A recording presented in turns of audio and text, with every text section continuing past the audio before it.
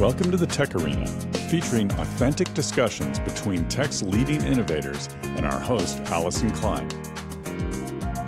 Now, let's step into the arena.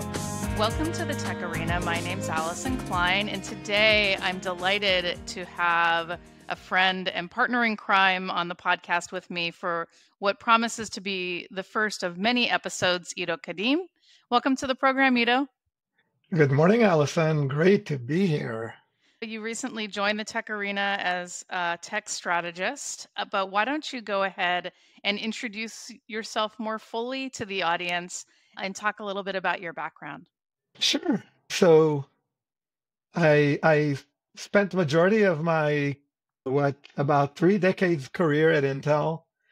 Started as a chip designer and evolved in a variety of roles in the last 15 years, mostly or 18 years, really increasingly focusing on data center infrastructure in a variety of roles: strategic marketing, technical sales, and building technology solutions for the Olympics and Paralympics.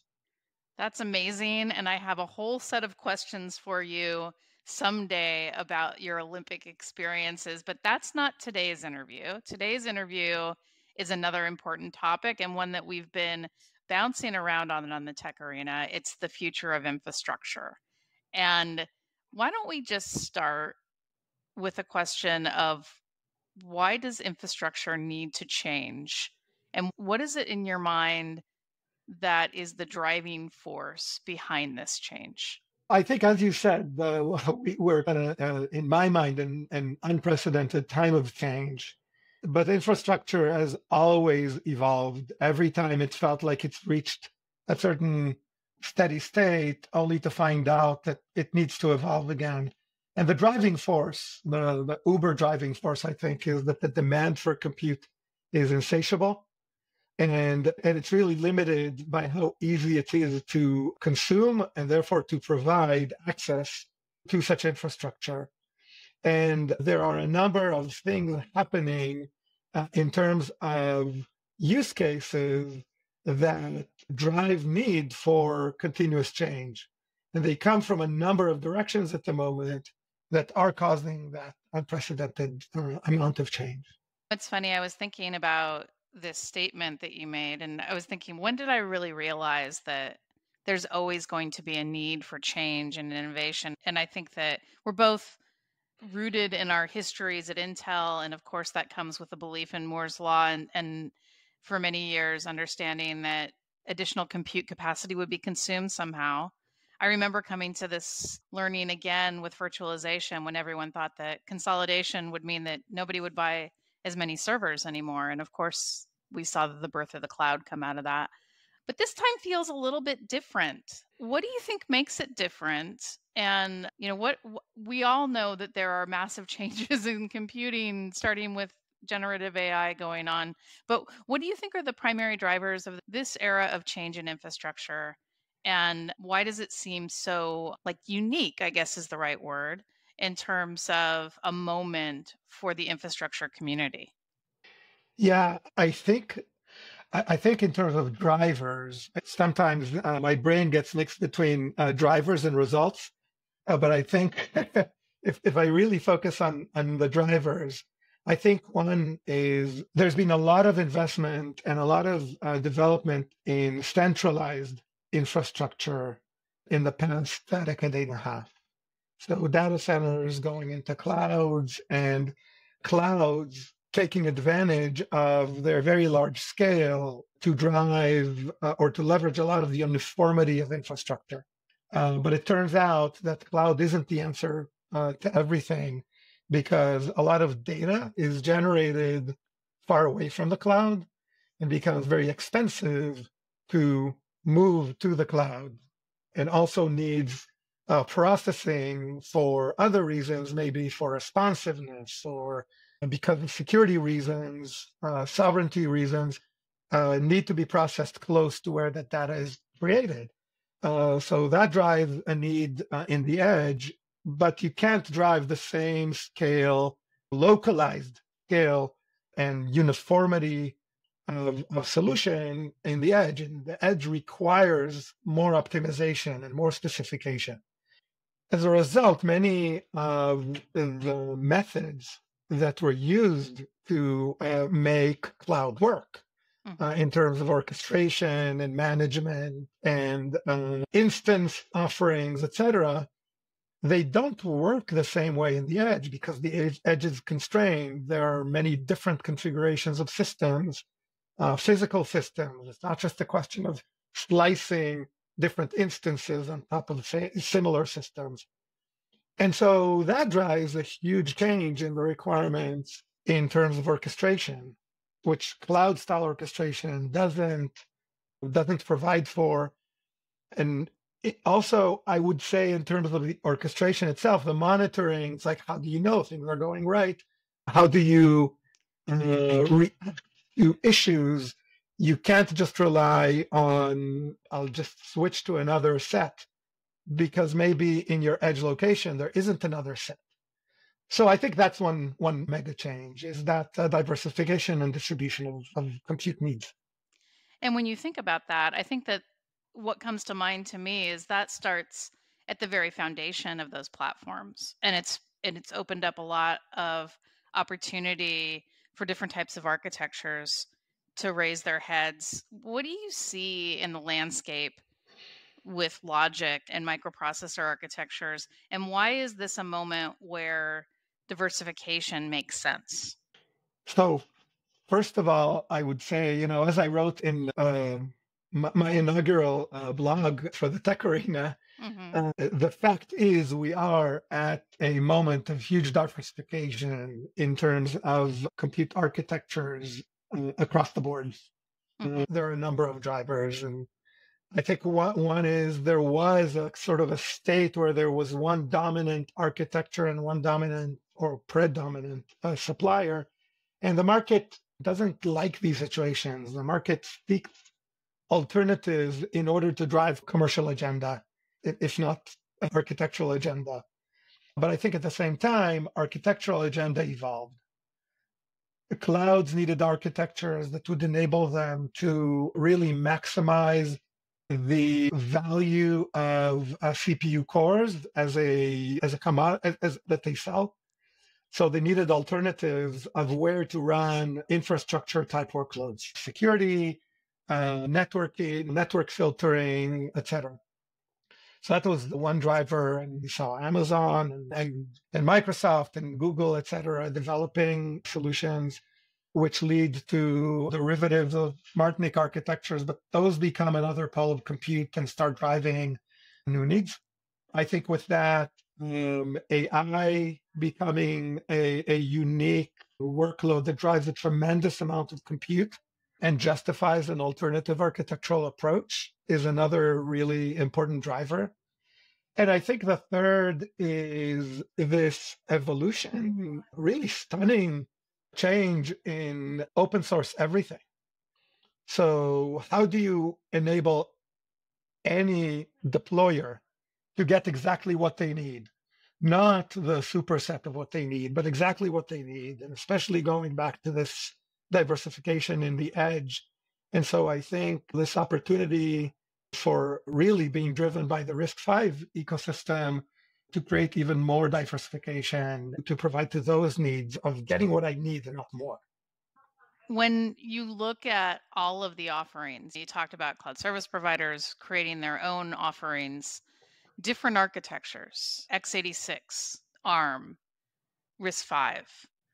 What are the ones that you think, when we're looking out ahead 5 years from now, what do you think the landscape's going to be like in terms of deployments within data centers, within the cloud, deployments at the edge, and how much are disruptive accelerators and other technologies that may not even be on the landscape be playing within a world that is enabled with chiplet architectures? I'm always hesitant when I get questions about 5 years on. Who the heck really knows? But I Where's think the potential? So I think one trend that I don't think I've mentioned yet in the blogs or in this conversation you just hit on is the proliferation of accelerators, and especially dedicated accelerators. Intel has had the approach for a long time of accelerating functionality in instruction sets or integrating fixed function accelerators into the general purpose CPU to cater for these workloads that weren't readily performed just by instruction set. And NVIDIA elevated the GPU to an alternative of another really general purpose accelerator because it's fit for many functions. It's not really the best for anything, probably graphics, probably. But if you designed an accelerator for AI, it can perform better. But there are advantages to this general purpose accelerator approach. But at the same time, especially if you have a cloud and you can share accelerators, you can create pools of accelerators, it actually makes sense to build accelerators for specific functions.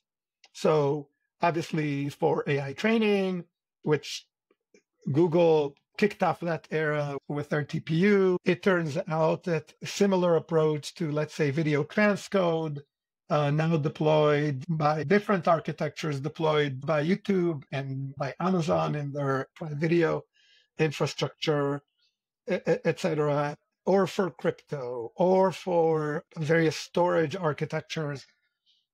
There's a lot that could be said for these. Again, if you want a specific solution that is optimized for your use case, then accelerators do make a lot of sense versus general purpose accelerators or general purpose solutions.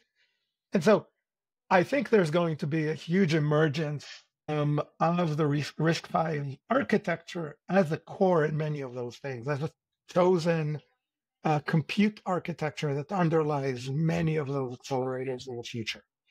I also think there will be lots of ARM-based CPUs. There will continue to be large footprints of x86. There will continue to be GPUs from NVIDIA, from AMD, from others.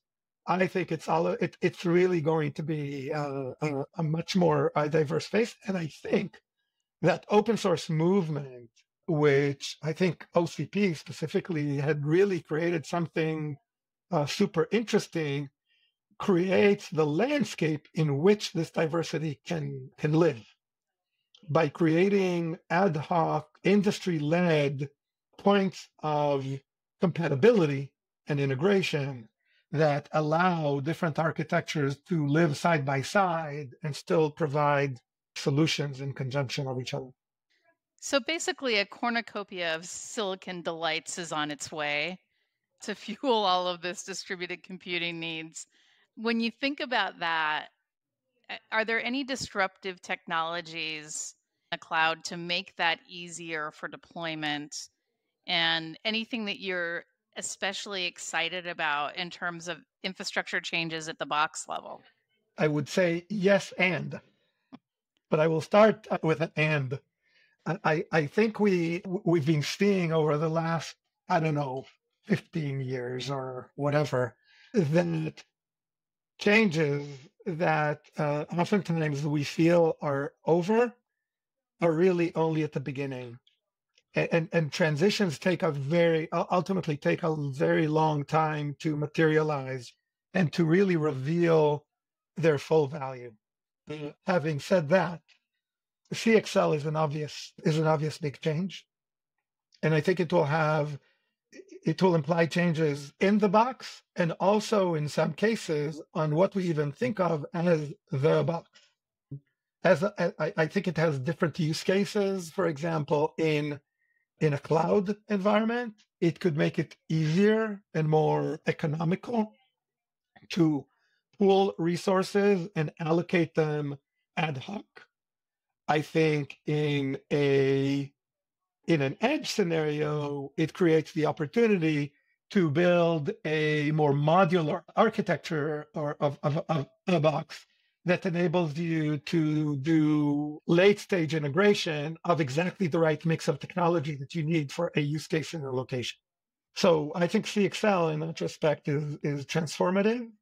I think chiplet architectures will be transformative as well, because they allow for, again, integration of just the right size in a chip form factor to build optimal boxes, but at the same time also allow unprecedented scale of integration of capabilities in a package.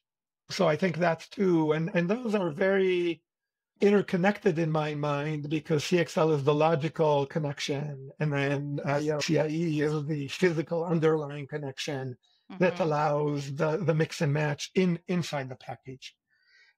Let's see. Yeah, I think these are two that are let's leave it at that. And of course, I've already mentioned, I think RISC-V will have a big impact.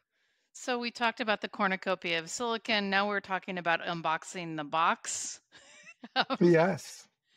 When it comes to this distributed landscape, and you think about edge to cloud or multi-cloud to multi-edge, where do you think we are today? And where do you think the future is going with that? And then the second part of that question is, what does that require from infrastructure changes and infrastructure capability in all of those locations? I think we're only at the beginning of this transition, honestly. And I think the future is incredibly exciting. One huge area, of course, is closed loop orchestration. And therefore, and when I said closed loop, I meant therefore you need to monitor and you need to react and the automation of that. And that happening, by the way, also on the network side, just as a nostalgic moment. I don't know. We started talking about software-defined infrastructure, 15 years ago, Allyson? Oh, yeah. I remember. Something like that, maybe 10.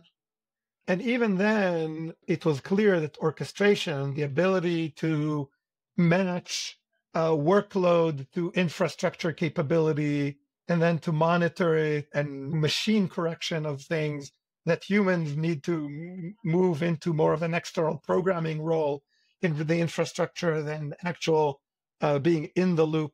That was all known then, but we're not there yet to a large extent. Clouds are there. Many data centers are there by adopting cloud architectures, but the edge is far from that reality.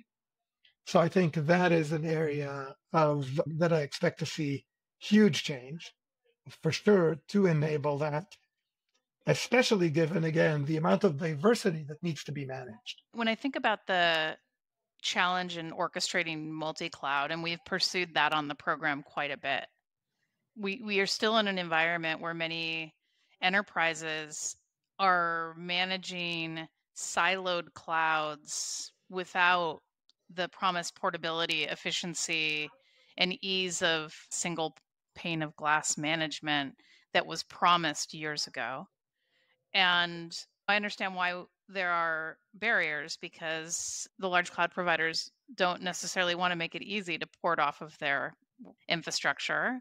Plus, there's other challenges. I don't want to just say it's competitive forces.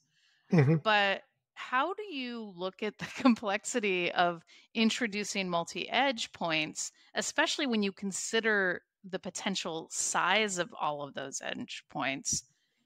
Where does orchestration come in? Where does management come in? And what do you see from the industry thus far? You said that we're in the beginning stages of this. What do you see that provides hope that we'll get to a point that will not make this the world's largest computing rat's nest that we could ever envision?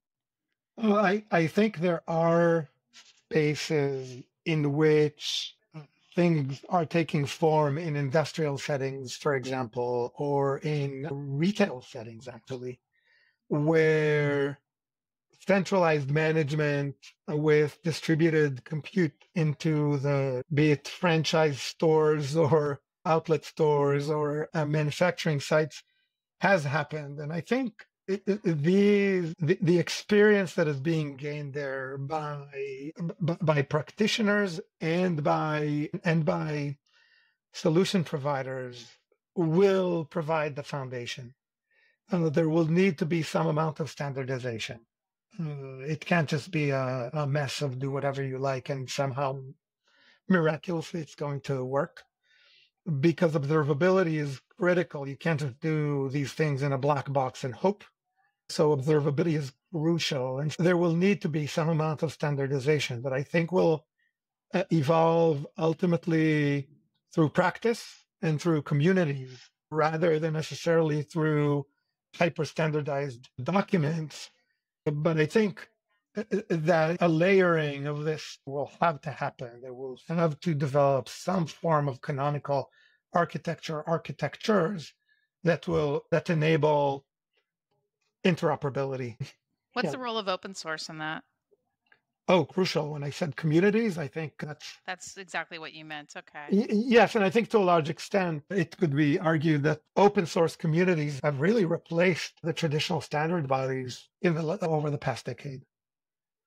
Which, by the way, means that there are many efforts that start and don't reach an end state and either fizzle or merge with others. But at the end of the day, the big changes that stick and that people align with seem to have come more from communities in the last decade than anywhere else. Now, I'm going to shift to the $1 million question. AI. I thought that was the last question. Oh, no, there's one more. AI. In your dreams of your tech career, did you foresee the advancement of AI at this stage and the rapid pace of its development? And where do you think it's going over the next few years? And what should we expect of this? And then finally, how does that influence your views of this diverse computing landscape? Because I know you've been thinking about the diverse computing landscape for a while. How does it change in the era of generative AI? Oh, man. No easy questions on the TechArena. So one, I'll be honest, no, I could not foresee this, and especially not the pace at which it has evolved.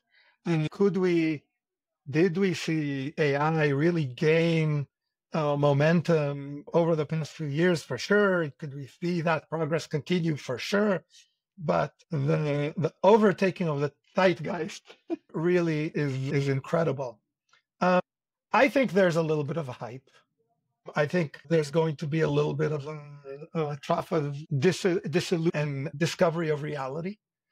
But at the same time, there's no doubt that the AI will be a dominant, I don't want to say workload because there are different types of AI workloads, but at the end of the day, let's call it computing style in future years.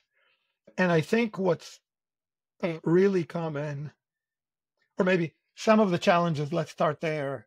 Clearly, observability, understandability, predictability of outcomes is a huge issue, or family of issues that will have to be addressed to really allow for this growth. I think all of those are big challenges that need to be addressed in the future. But if we go back to infrastructure, AI really has driven concepts of supercomputing into the box. And I think that is the big change.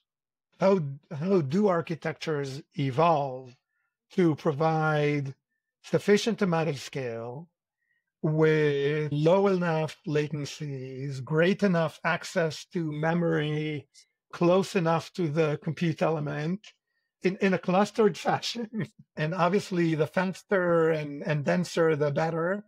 So I think that's where a lot of the energy will happen. And I think this affects memory fabrics, and it affects networking, it affects compute, it affects storage. It really affects everything. And it's applicable both in data centers and at the edge. Yeah, one of the things that I think about is we've always talked about data gravity when it comes to the edge. With AI and the demand for AI across this distributed computing landscape, I think about compute gravity. Where will the pockets of intense compute sit with this environment to drive the types of capabilities that we need? And I love the analogy that you said about driving a supercomputer inside a box, because that really speaks to what the demand is and why there are discussions about supply shortages of semiconductors, and semiconductors are strategic nation state considerations in terms of what needs to be done to secure borders and ensure that a country is in good position. These are things that were not talked about 10, 15 years ago. I'm really excited for this. And I think that the next step is we're going on a journey together of self discovery around this distributed computing landscape. And tell me a little bit about what you're attempting to do in conversations with the industry and what's next. Right now, I'm really trying to learn. There's so much happening in all of these different spaces between diversification of compute, CXL, and UCIe. We didn't really talk about that much, but when you start moving memory outside of the box, technically there are emerging solutions for that, but the paradigms of managing it can be revolutionizing. That will be interesting to see how quickly that moves.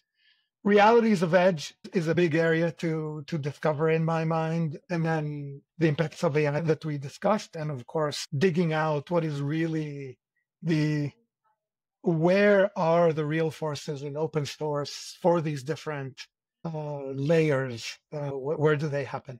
I'm excited to see how this story evolves in the industry and on the TechArena. While we're talking, though, I'm sure that the audience is interested in what you have to say. Where can they connect with you and continue the dialogue with you? To connect with me, the best place is on LinkedIn. And then, of course, you can find my writings on the TechArena. Fantastic. Thank you so much for being on the program today. Next time, I want to talk about use cases across this distributed computing landscape and what industries are poised to benefit first. But we're out of time. So thanks so much for the time today. It was a real pleasure. I had a blast. Thanks, Allyson. Thanks for joining the TechArena. Subscribe and engage at our website, thetecharena.net. All content is copyright by the TechArena.